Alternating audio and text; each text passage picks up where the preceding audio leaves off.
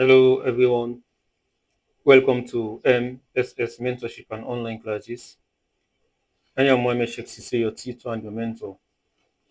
Today, we are going to cover IAS 20, which is government grant. And we are going to look at the accounting treatment for government grants and disclosure of government assistance. So now, let's assume a company wants to purchase a machinery that will be used to increase the production capacity. Increase in production capacity will result to increase in revenue, increase in profitability, and increase in government taxes. So it is part of the government's responsibility to ensure they provide government grant if the company is not able to purchase that particular machinery due to financial difficulties and challenges. So also it's part of the government's responsibility to ensure the attached conditions relating to the government grant. For instance, the government might say you need to maintain X number of employees, as well as you need to recruit additional employees within the operational areas and environment. So now it is part of the responsibility of the company to ensure they comply with all relevant conditions attached to the government grant. So this is the concept about government grant, and this is what you need to know about government grant. So when we talk about government grant, it's an assistance by government in the form of transfers of resources, whether it's cash or whether it's the provision of services or whether it's a tax concession in return for past or future compliance with certain conditions related to the entity's operating activities. So now we are going to look at reasons why government gives grants to businesses. One of the reasons is to ensure they promote business expansion, which is very much important. In a situation of financial difficulties or a company want to expand its operational activities, it is the responsibility of the government to provide grants so that the company can able to expand, can able to improve their production capacities, can able to produce more products, and also the company can able to be in operation till foreseeable future. Another responsibility, another reason why the government gives grants is to ensure they support the creation of employment. Another reason is to promote regional or rural development. Grants encourage businesses to invest in less developed or the rural areas. Another reason why the government gives grants is to ensure they encourage research, innovation, and technology.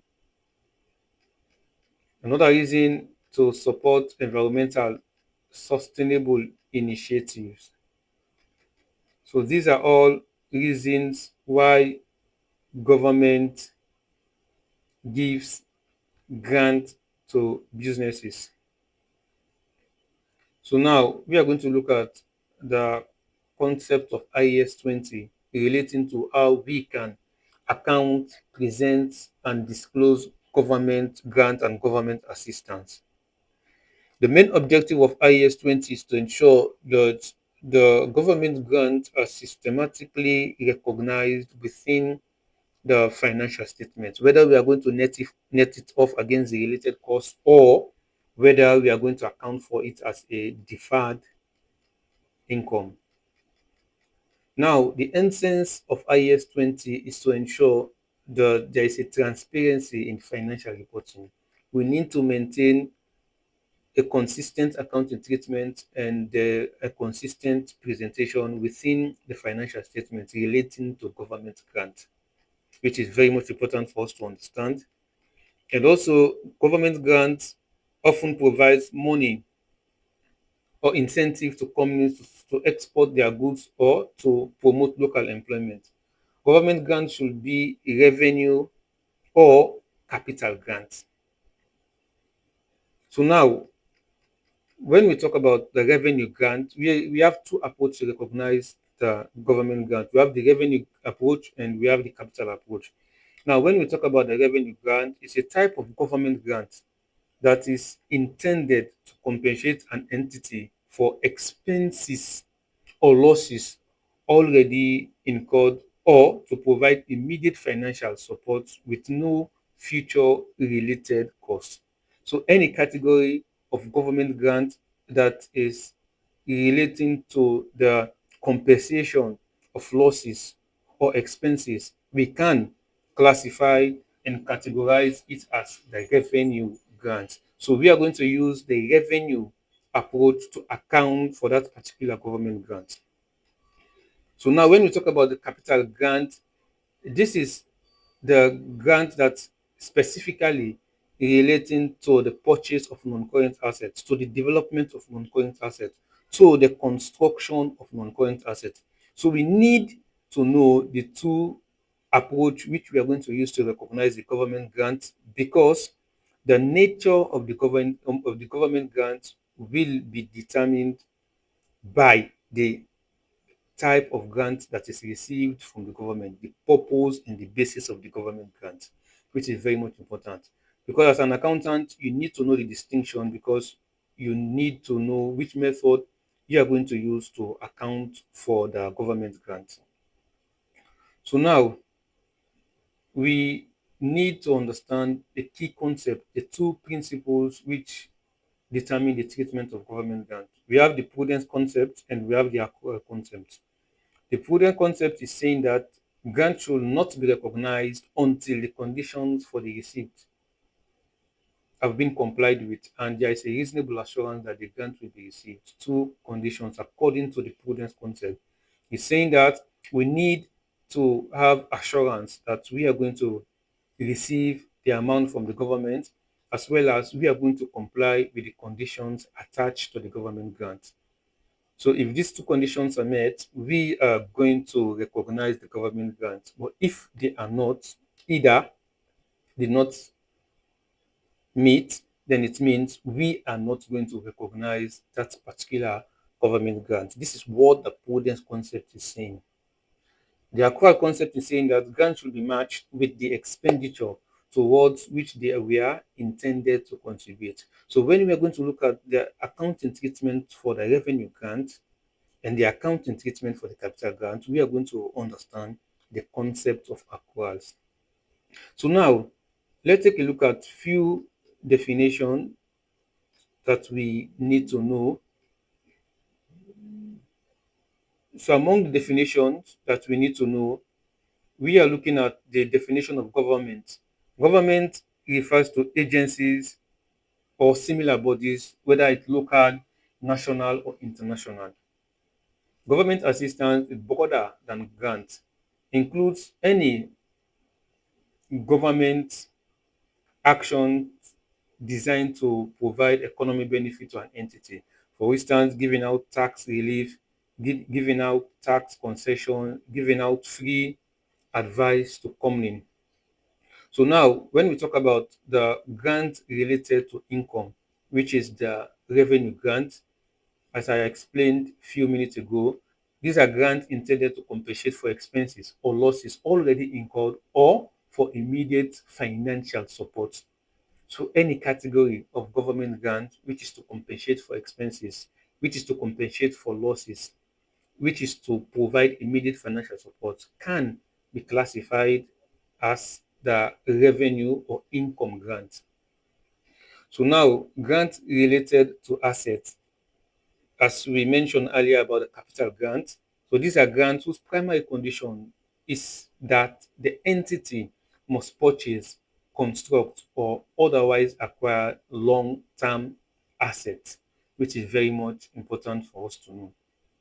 So we are going to look at the recognition criteria, which is very much important for us. So we are going to look at how we can show and how we can present this into the financial statement. The recognition criteria is saying that we should not recognize the government grant. We should not include the government grant in the financial statement until these two conditions are met. The entity will comply with the conditions attached to the government grant. It is a must for the entity to comply with the conditions. For instance, if the condition is to maintain X number of employees, the entity should ensure they comply with the condition. We need to see that the company is taking steps to ensure they comply with the condition. This is the reasonable assurance that IAS 20 is talking about. We need to have a statistic that is proving over 50% that we are going to maintain X number of employees. Also, we need to be assured by the government that we are going to receive the government grant. We need to have the reasonable assurance. We need to have greater than 50% conviction that we are going to receive the money, the grant from the government. So now this is the recognition criteria. So for SBR students, you need to understand this condition because when questions will be tested relating to the accounting treatment for government grant, these conditions will be the key areas which the examiner will focus. So now we are going to look at how we can account for government grants. We have two approach which we can use to account for government grants. We have the revenue approach and we have the capital approach. So let's look at the revenue approach. The recognition of grant will depend upon the circumstance. For revenue, if the grant is paid when evidence is produced that certain expenditure has been incurred, the grant should be matched with that particular expenditure. For instance, if we look at the revenue grant, the objective of revenue grant is to compensate an entity for expenses or losses already incurred to provide immediate financial support with no future related costs. So this is the concept and this is the understanding about the revenue grant. So now if the grant is paid, then we need to provide evidence that the expenditure has already been incurred. So therefore, we are going to treat that particular grant as a deduction from that particular expenditure. Simple. For instance, we spent $10,000 relating to a loss or an expenditure, but we received a government grant of $3,000 or $4,000. So, for instance, we are going to net the grant from the expenditure. So, this is the first approach the revenue grant is saying that we need to account for the government grant. Another approach is if the grant is paid on a different basis. For instance, achieving non-financial objectives, such as the creation of a new job, the grant should be matched with the identifiable cost of achieving that objective. So now we need to match the cost relating to achieving this particular non-financial strategic objective. The cost should be net against the government grant should be set off against the related costs. So the revenue approach is telling us that in whatever government grant that is received, we need to net the government grant of the expenditure. This is what you need to know about the revenue approach. The revenue approach is telling us that we need to set off the government grant from the related expenditure.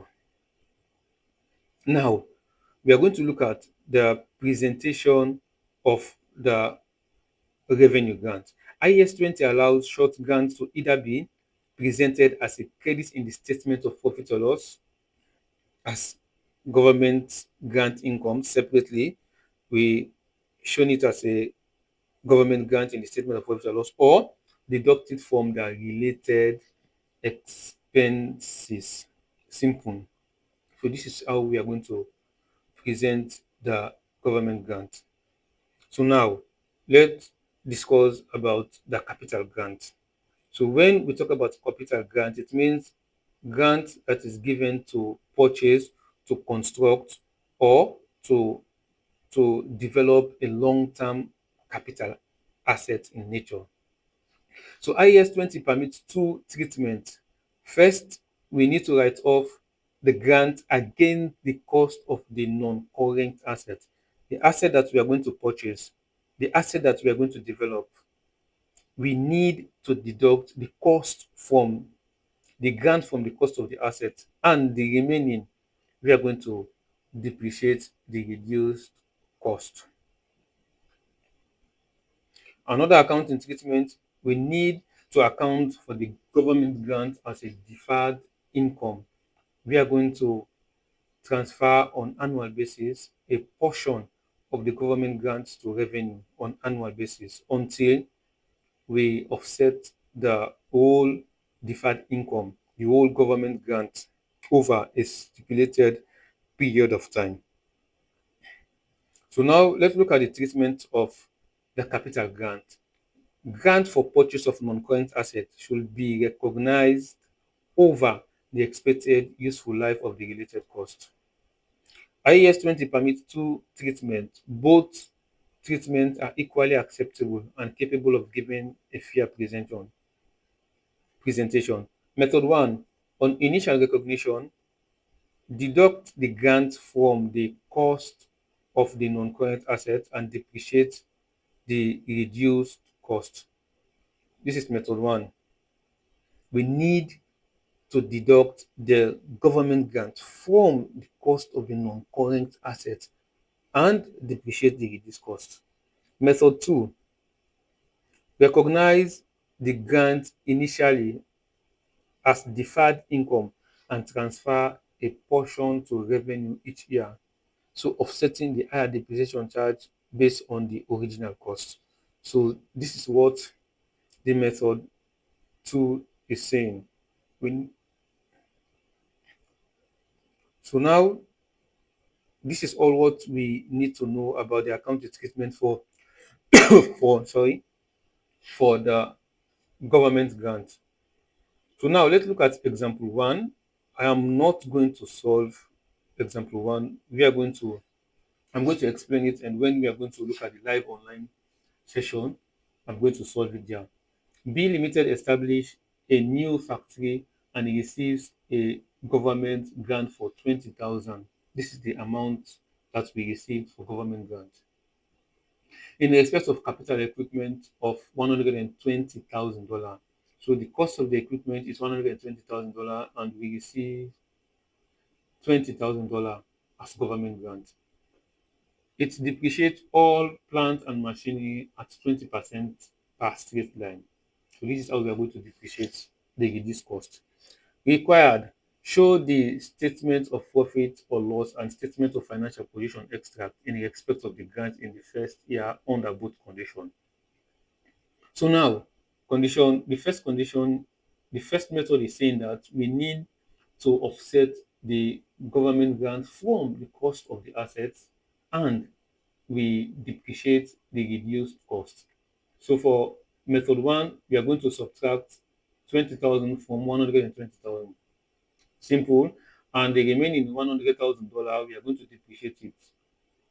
So on annual basis, we are going to charge a depreciation. Simple. 20% of the 100, we are going to charge it as depreciation. Simple. So this is how we are going to account for the we are going to account using the first method. Again, we subtract 100 and we subtract 20, which is the government grant, is $20,000 from the cost of $120,000. The remaining of $100,000, we are going to depreciate it, multiply it by 20%. Second method, we are going to account for the government grant as deferred income. So we are going to account for it using the deferred income approach, which is simple.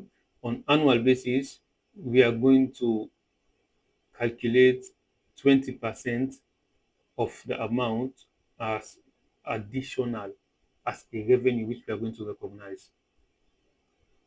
So this is what we are going to do, and this is how we are going to account for the government grant using the second method. Now, looking at the question, this is a type of capital grant because the grant is given in respect of capital equipment. So we don't need to use the revenue approach to solve this particular question. We need to stick to the capital approach. So this is why I did not mention about the revenue approach. So note, government assistance not recognized as grant. When we're talking about government assistance, we are not going to recognize it as a grant. We are not going to include it, whether we are going to debit this or credit this, no. But what we are going to do is to ensure that we disclose in the notes to the account. We need to disclose it in the financial statement. So the directors, the shareholders, and the users of the financial statements may able to understand that we received this particular government assistance. Example of government assistance include free technical or marketing advice, guarantees of loans, tax holiday, or giving out tax exemption or tax reliefs to a company. So whenever we talk about the government providing free technical or marketing advice, the government give a tax concession, the government gives exemptions to company, then we are going to look at it as government assistance, not government grant. We need to know the distinction because the accounting treatment is not the same. For government grant, we are going to recognize it if the conditions are met. Then also for government assistance, we are not going to recognize it as a grant, but we are going to disclose, we are going to show it in the notes to account that this is a government assistance. So now we are going to look at the final aspect, which is how we can and a repayment in a condition, in a situation where the conditions attached to the government grant are not met. So we are going to look at how we can account for the repayment. In some cases, grants may need to be repaid if the conditions of the grant are breached. If there is an obligation to repay the grant and the repayment is probable. So now we are going to talk about the liability aspect of it, because if we receive the government grant, then we fail to comply with the conditions attached to the government grant, and we have already recognized the government grant, which is wrong because we can only recognize the government grant if their condition, if we have a reasonable assurance that we are going to comply with the conditions attached to the government grant, and if we can receive the government grant. So in this situation, we have received the government grant and we fail to comply with the conditions. So it means, depend to the conditions, then depend to the agreement. It means we might have an obligation to repay the grant. Then if the repayment is probable, then it should be provided for in accordance with the requirements of IAS 37, which is provision, contingent asset, and contingent liability. So when we are going to cover IAS 37, then we are going to, to understand in details how and the reason why we are going to use IAS 37 to account for the repayment of the government grant. So this is all what you need to know about government grants. You need to know the recognition criteria. You need to know the distinction between government grants and government assistance. You need to know how we can account for government grants using the revenue approach as well as using the capital approach. Then finally, you need to know how to account for the repayment of government grants. So thank you very much and hope to see you on our next session relating to IAS 36 impairment.